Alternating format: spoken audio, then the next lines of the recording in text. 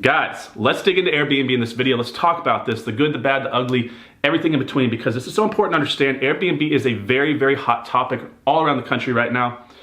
And it should be. People are making a lot of money. But is everybody making a lot of money? Or only the people that know what they're doing? So be very, very careful, because I'm hearing some incredible success stories, people that are over the moon, and I'm hearing some catastrophic failures of people that are like, oh my gosh, it was the worst mistake I ever made.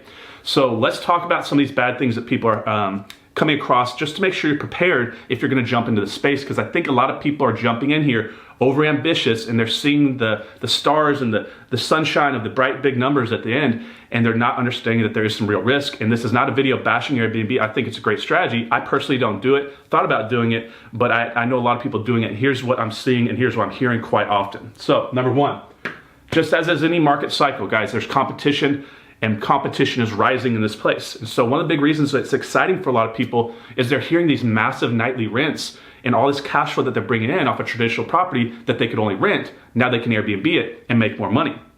So the early adopters, the trendsetters, the people that got in the bottom first 5 to 10% of this growth wave, they're making a ton of money, and they're getting a ton for their properties because there's no competition. They can put less in there. They don't have to be as nice, so they're not putting as nice as furniture and as nice decorations, and they're still getting nightly rents that are really, really high. But what do you think is going to happen as more units, as more competition come into the marketplace?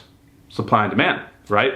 You're going to see nightly rents drop. So make sure you're running your calculations and forecasting on this. Are you just new to the wave in your market, or are there already a lot of people? And just keep that in your thought process going forward.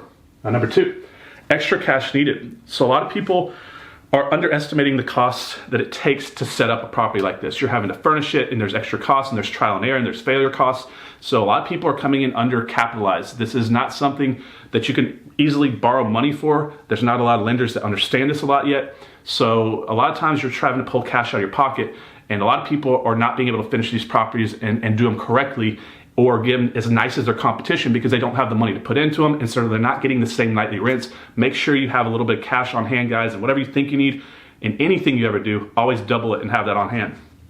Number three, theft. Now, I'm hearing a lot of theft issues going on. So guys, I do not do Airbnb. I do not understand their insurance policies. I'm sure they have something in place, is what I was told. If you understand it, guys, go ahead and throw comments down below if you're an Airbnb investor. But I'm hearing a lot of people having break-ins, TVs being stolen, things like that, because obviously, from what I understand, the websites are public, and they can see if the nights are rented out or not. So you can assume if no one's rented it that night and it's still vacant, nobody's there, right? So I think there's protections in there that you have insurance on there, but still it's probably a headache to go through. Also, good practice, just go ahead and put cameras in the property if you're allowed to do so, guys. Just something to think about. I'm not giving you legal advice, but I have been hearing a number of people having break-ins. Number four, this is the one I want to point out, guys. This is why I want to warn you.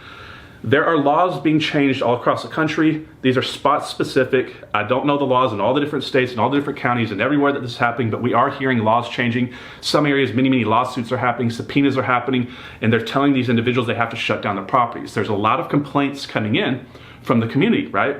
Imagine you lived where you did for 20 years, you had a nice neighborhood, you knew all the families, and all of a sudden someone moved out next door, and you thought a nice new family was gonna come in there, and there was a nice new family, but behind it, the next night was a party animal, some college kids that trashed the yard, and the next night, some crazy person that came in, and every single night or every single week, you're seeing different people in and out of the property. You don't know who's there. You don't know if it's safe to have your children there. So a lot of people are coming in and making complaints, and they are making law changes. And this is so important, because the next one, if the law changes or for some reason you can't get the nightly rents, you need to be cash flow positive on these properties so you're not losing money, at least cash flow neutral. That's the fifth one. So if any of these things are hurting you, you need to make sure that this is a normal rental property. Let's talk about this real quick. So if this is a house right here, and the house is worth $150,000, and you did a cash out refinance for 80%, you got $120,000, 30-year loan at 5.25%, which is pretty typical for what a lot of people are getting right now. Your PIT is going to break down like this: 138, 525, 300, 175. Total payment is 1,138. Not getting off onto all the numbers before people bash me and say he left some stuff out, guys. We're not talking about vacancy or repairs. We're just looking at basic PIT out here. 1,500 minus 1,138 is $362 cash flow at the moment. So it's cash flow positive, right? Even with extra expenses that you're going to add in. Now, if you took the same house and you Airbnb'd it, you get an average of 25 nights a month rented. We're not going to look at weekly rates versus weekend rates, guys. I know they change a little bit, but you're going to get 25 by 150. It's $3,750, which increases your cash flow to $2,612 before all the extra expenses of cleaning and logistical costs, right? So this number is a lot bigger than this number.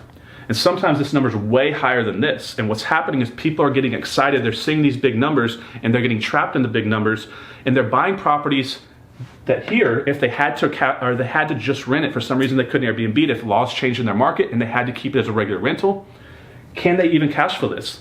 Some of these properties are negative cash flow, but they're making thousands of dollars a month through this strategy. So people are buying thin deals because they're seeing the big cash flow numbers and they're like, well, it works for Airbnb. But what if it doesn't work for Airbnb in the future? What if laws change? What if things happen? What if you have a bad review, which is the last thing I want to talk about. I've heard some bad reviews come in and destroy people's property completely. They literally destroy the property. They were getting massive nightly rents, filling it all the time, and 1 or 2 bad reviews came in and just crickets, right? All that cash flow disappeared. So it's important to understand, guys, things can change, laws can change, stuff happens in life. So make sure, at a bare minimum, this is the whole point of the video, I want you to make sure that if you buy the property, just to be safe, that it's cash flow positive. If you have to keep it as a normal rental property, guys, it's just gonna make sense. Don't be buying a house that's negative 400 cash flow because on Airbnb numbers it's making a few $100s a month. Protect your properties, guys. Do the right thing. I hope this helped. Just keep your head on a swivel out there, and if I find out anything else going on out there with this world at Airbnb and people like this video, I'll put out some more videos, guys. Like and share this video around, guys. I'll see you on the next one. Have a good day.